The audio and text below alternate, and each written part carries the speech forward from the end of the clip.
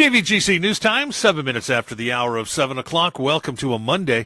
It's the 19th day of November for 2018.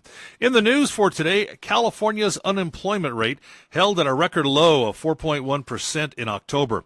Last year at this time, the rate was 4.5%. According to a State Employment Development Department report released on Friday, the rate hit the record low in September after spending months just a notch higher at 4.2%. That record dates back to 1976 when those statistics were first recorded. The mother lode didn't follow the state's trend, though. Amador County saw its rate slightly increase from 3.4% in September to 3.6% in October.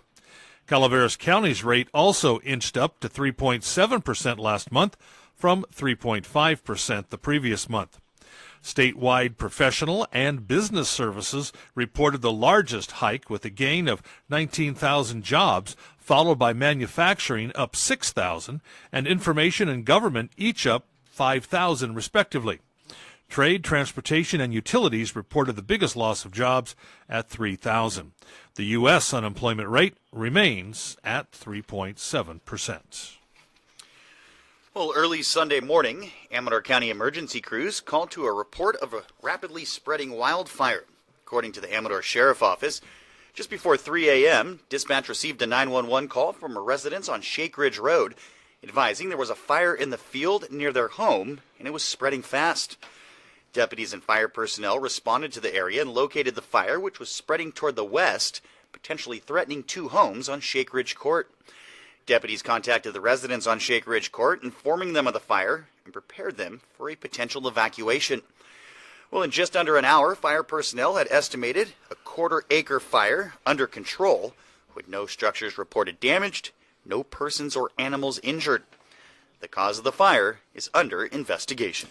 Well, all the ballots have been counted, and the results remain the same. That's the word from Amador County Elections Chief Kim Grady. Now in the close race for the Amador County Unified School District Trustee Area 2 position, Deborah Pulskamp is the winner with 33 votes over Shane Alderson, 1,733 to 1,700. So just 33 votes separates them, but Pulskamp has been declared the winner.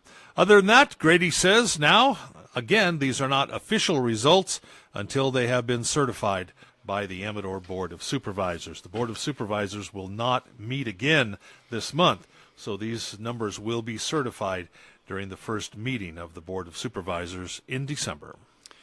And a Campo Seco man arrested after allegedly stealing a dog from a backyard, then fleeing the area, but not before smashing his pickup into another and flashing a gun at those trying to stop him. The altercation happened at a home on Dale Drive in Valley Springs. When Calaveras deputies arrived at the house, a witness identified 45-year-old Edward Pereira as the suspect. Deputies were told Pereira snuck into the backyard via an unlocked gate and snatched the dog. When he jumped into his truck to take off, a relative of the witness boxed Pereira's pickup in the driveway with his pickup. Well, sheriff officials say Pereira threw his vehicle in reverse and rammed the other truck, sending it crashing into a neighbor's mailbox. While fleeing the scene, witnesses say Pereira brandished a black handgun and swerved at them. Deputies found Pereira in the truck with the dog and the firearm in Campo Seco. During questioning, he told deputies the incident erupted over ownership of the dog. Pereira now faces charges of assault with a deadly weapon, robbery, vandalism, felon in possession of a firearm, and ammunition. His bail has been set at $145,000. And another delay has been granted in the Carl Carlson case.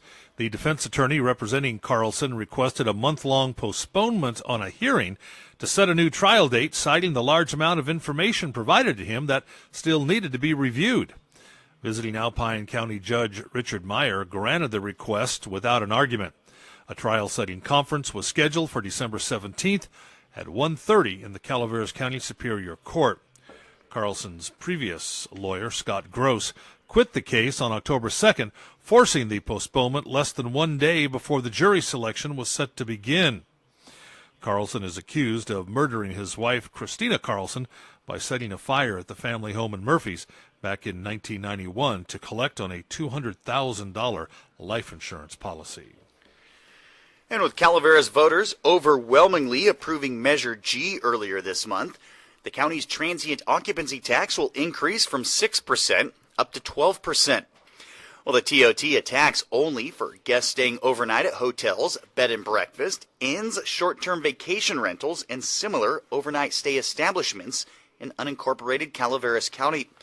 The TOT increase estimated to bring an additional $600,000 to the county annually, and will be used to enhance emergency response programs and safety services, road improvements and repairs, encourage tourism, agriculture, and economic development in Calaveras County. Now, although the TOT revenue is discretionary general fund revenue, the Board of Supervisors are expected to distribute the revenue in the following manner: a quarter or 25% to fire districts for maintenance improvement of emergency response and protection, 25% to Calaveras Sheriff for patrols helping to prevent theft and burglaries, 25% to Calaveras County Public Works Department for road maintenance and pothole repair, and 25% to the Calaveras Visitor Bureau for attracting and retaining businesses and visitors. The TOT increase will take effect on room stays paid for on or after December 14th. And that's a look at local news on this Gold Country Monday morning from the KVGC News Center.